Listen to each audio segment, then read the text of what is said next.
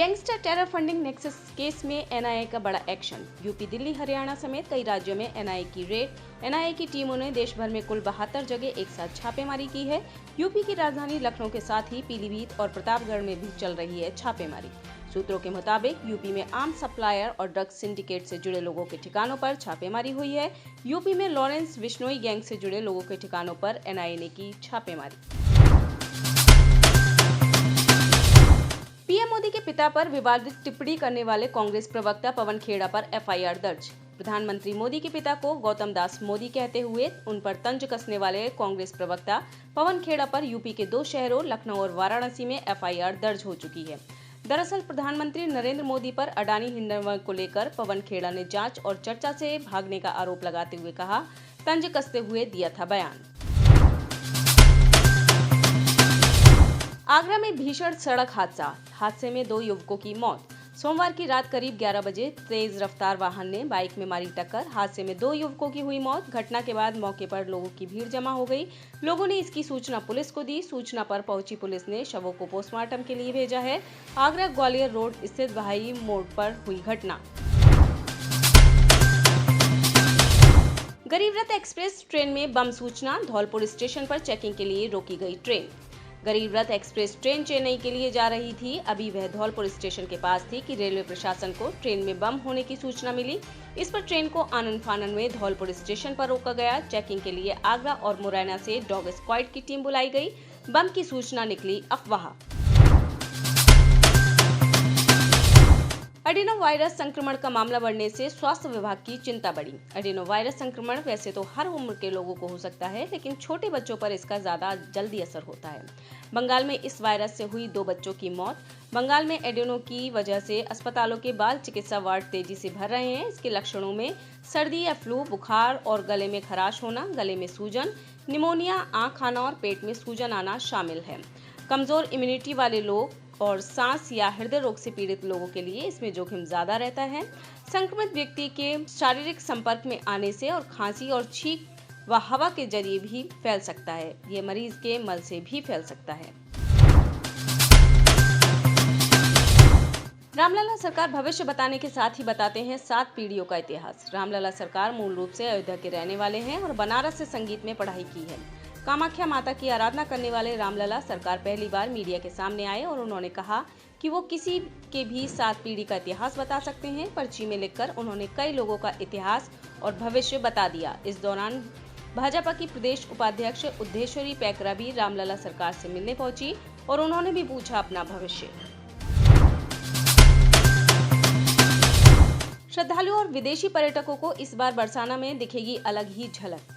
इस वर्ष लड्डू होली और लठमार होली के दौरान बरसाना आने वाले श्रद्धालुओं और विदेशी पर्यटकों को यहां अलग ही झलक देखने को मिलेगी। बरसाना स्थित श्री राधा बिहारी इंटर कॉलेज में 27 फरवरी से ही 2 दिवसीय सांस्कृतिक कार्यक्रमों का होगा आयोजन। दिल्ली जैसा केस लखनऊ में भी दिखा। ई रिक्शा चालक को लटकाकर दौड़ी फॉर्च्यूनर। बुजुर्ग बिल्डर व व्यापारी गोपाल अग्रवाल के नाम पर है फॉर्च्यूनर। यूपी 32DB 8008 का रजिस्ट्रेशन।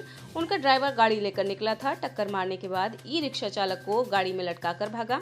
रिक्शा चालक की मौत पर पुलिस ने 304A समेत अन्य धाराओं में मुकदमा दर्ज कर शुरू की पड़ताल। सीसीटीवी फुटेज के जरिए पुलिस ने इंस्पेक्टर अखिलेश मिश्रा के नेतृत्व में घटना में प्रयुक्त फॉर्च्यूनर को किया बरामद। आरोपी चालक की सरगर्मी से तलाश में जुटी पुलिस। अब्बास अंसारी की जेल की ड्रोन से होगी सख्त निगरानी। डीजी जेल ने कासगंज जेल भेजे बॉडी वॉर्न ड्रोन कैमरे। 5 बॉडी वॉर्न कैमरे ड्रोन कैमरे कासगंज जेल भेजे गए। बैरक के आसपास तैनात जेलकर्मी भी पहनेंगे बॉडी वॉर्न कैमरे। ड्रोन कैमरे से होगा कासगंज जेल का aerial surveillance. Body worn drone कैमरे की फीड पर डीजी जेल की नजर। 1 महीने के रोस्टर पर होगी बंदी रक्षकों की तैनाती। अब्बास के आसपास तैनात जेलकर्मी हर माह बदलेंगे। निधन शोक संवेदना के साथ यूपी विधानसभा कल सुबह 11 बजे तक के लिए स्थगित। विधानसभा में आज अपना दल के युवा विधायक राहुल प्रकाश कोल के निधन पर सदन में सभी दलों के नेताओं ने शोक व्यक्त किया। साथ ही पूर्व राज्यपाल व पूर्व विधानसभा अध्यक्ष स्वर्गीय केसरीनाथ त्रिपाठी को भी श्रद्धांजलि दी गई। सीएम योगी, नेता प्रतिपक्ष अखिलेश यादव, सुभाषपा की तरफ से वरिष्ठ विधायक जगदीश राय, नेता कांग्रेस आराधना मिश्रा मोना, नेता बसपा उमाशंकर सिंह व अन्य दलीय नेताओं ने शोक संवेदना व्यक्त की। मेडिकल इमरजेंसी के कारण न्यूयॉर्क से दिल्ली आ रही flight London divert. Medical emergency के बाद न्यूयॉर्क से दिल्ली आ रही एयर इंडिया की फ्लाइट लंदन के लिए डाइवर्ट कर दी गई है। इस बारे में मात्र इतनी ही सूचना है कि एक ऑनबोर्ड इमरजेंसी के बाद फ्लाइट को लंदन के लिए डाइवर्ट किया गया है। डॉक्टर एन पूर्णचंद्र राव की इस चेतावनी से उड़ी लोगों की नींद। डॉक्टर राव ने कहा कि उत्तराखंड क्षेत्र में सतह के नीचे बहुत तनाव पैदा हो रहा है। यह तनाव तभी दूर होगा जब एक बड़ा भूकंप आएगा। उन्होंने कहा कि भूकंप की तारीख और समय भविष्यवाणी नहीं की जा सकती। उन्होंने कहा कि उत्तराखंड पर केंद्रीय हिमालयी क्षेत्र में लगभग 80 भूकंपीय स्टेशन स्थापित किए हैं। इसकी रियल टाइम निगरानी हम कर रहे हैं। हमारा डेटा दिखाता है कि तनाव काफी समय से जमा हो रहा है। उन्होंने बताया कि हमारे पास क्षेत्र में GPS पॉइंट हिल रहे हैं, जो सतह के नीचे होने वाले परिवर्तनों का संकेत दे रहे हैं। राव ने कहा कि पृथ्वी के साथ क्या हो रहा है, ये निर्धारित करने के लिए बैरियोमेट्रिक GPS डाटा प्रोसेसिंग विश्वसनीय तरीकों में से एक है। कांग्रेस प्रवक्ता आचार्य प्रमोद कृष्णम ने पंडित धीरेन्द्र शास्त्री पर ट्वीट कर कसा तंज। कांग्रेस प्रवक्ता आचार्य प्रमोद कृष्णम ने ट्वीट कर पंडित धीरेन्द्र कृष्ण शास्त्री के भाई पर FIR दर्ज होने को लेकर कसा तंज। आचार्य प्रमोद कृष्णम ने अपने ट्वीट में लिखा, बाबा जी क्यों नहीं जाने अपने भाई का भविष्य। सुभाश्री ने किन्नरों से विनम्रता से बात की और पानी पिलाकर बदल दिया माहौल।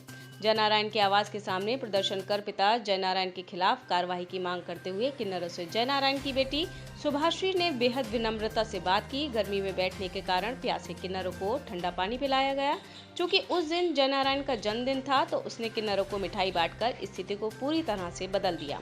जयनारायण पर कार्रवाई की मांग करने वाले किन्नरों ने बदले में उसकी बेटी सुभाश्री को दिया आशीर्वाद और चले गए। सह पेट्रोल रिफाइनरी पर खर्च को लेकर राज्य सरकार का रुख स्पष्ट नहीं, पुरी।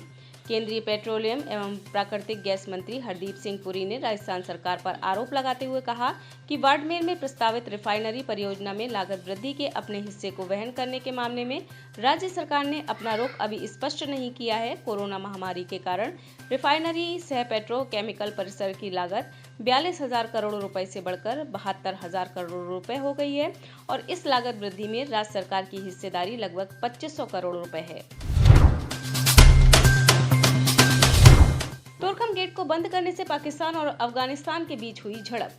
तालिबान द्वारा मुख्य व्यापारिक और क्रॉसिंग पॉइंट्स तोरखम गेट को बंद करने के बाद इस्लामिक अमीरात बलों और पाकिस्तानी सीमा रक्षकों के बीच हुई झड़प। साथ ही सीमा के दोनों तरफ के लोगों ने ऊपरी इलाके में मारपीट शुरू कर दी है। तोरखम गेट बंद होने से विदेशों में चिकित्सा देखभाल की जरूरत वाले कई लोगों और उनके साथ आने वाले रिश्तेदारों को परेशानी हो रही है। गेट को फिर से खोलने पर सहमति बनाने के लिए दोनों पक्षों को बुलाया गया है। पिछले भूकंप के विनाश से अभी तक कराह रहे तुर्की में फिर आया भूकंप। तुर्की के दक्षिणी हैते प्रांत में आए 2 नए भूकंपों के चलते 3 लोगों के मौत के साथ 213 लोग घायल हो चुके हैं। तुर्की की आपदा और आपातकालीन प्रबंधन के अनुसार स्थानीय समय अनुसार रात को करीब 8:04 पर भूकंप आया, जिसकी तीव्रता 6.4 थी। इसके विपरीत 5.8 की तीव्रता वाला दूसरा भूकंप 3 मिनट बाद आया, जिसका अधिकेंद्र हैते के समंदांग प्रांत में था। पहला भूकंप 16.7 किलोमीटर की गहराई में आया था, जबकि दूसरा 7 किलोमीटर की गहराई पर था। दोनों को आसपास के इलाकों में महसूस किया गया। भारत और उज्बेकिस्तान के बीच चौथा संयुक्त युद्धाभ्यास शुरू। भारत और उज्बेकिस्तान का चौथा संयुक्त युद्धाभ्यास दस्तलिक में शुरू हो गया है। कुल 15 दिन तक चलने वाले इस संयुक्त युद्ध अभ्यास में दोनों देशों के 45 कुल 90 अधिकारी और सैनिक युद्ध कौशल का प्रशिक्षण लेंगे। मुश्किल में है चीन काशीपुर, 2 बंद हुई हजारों फैक्ट्रियां। चीन चिप बनाने के मामले में पिछड़ता जा रहा है। चिप बनाने वाली हजारों कंपनियां बंद हो रही हैं। चीन के सेमीकंडक्टर उद्योग दिवालिया हो रहे हैं। इसके पीछे अमेरिकी प्रतिबंधों और चीन की आर्थिक मंदी बड़ा कारण है। अब मुश्किल में है चीन का चिप उद्योग। एक रिपोर्ट के अनुसार 2022 में कम से कम 5,746 चीनी चिप कंपनियां और 2021 में 3,420 चिप कंपनियां बंद हुई थी। पुतिन के गलत आंकलन के कारण बढ़ी रूस की मुश्किलें। 24 फरवरी 2022 को रूस के राष्ट्रपति व्लादिमीर पुतिन ने लगभग 2 लाख रूसी सैनिकों को यूक्रेन पर हमला करने के लिए भेजा था। तो उन्होंने ये गलत अंदाजा लगाया था कि रूस की सेना महज कुछ दिनों के भीतर ही कीव में दाखिल हो जाएगी और यूक्रेन की सरकार को सत्ता से हटा देगी। इस गलत अंदाजे ने अब रूस की मुश्किल को फिलहाल बढ़ा दिया है। रूस हारा तो नहीं, लेकिन काफी आर्थिक नुकसान उठा चुका है। अमेरिका द्वारा लगाए गए आर्थिक प्रतिबंध के चलते रूस मुश्किल में फंस चुका है। आप इस खबर के बारे में क्या सोचते हैं, हमें कमेंट सेक्शन में बताएं। साथ ही ब्रह्मास्त्र न्यूज को सब्सक्राइब और शेयर भी जरूर करें।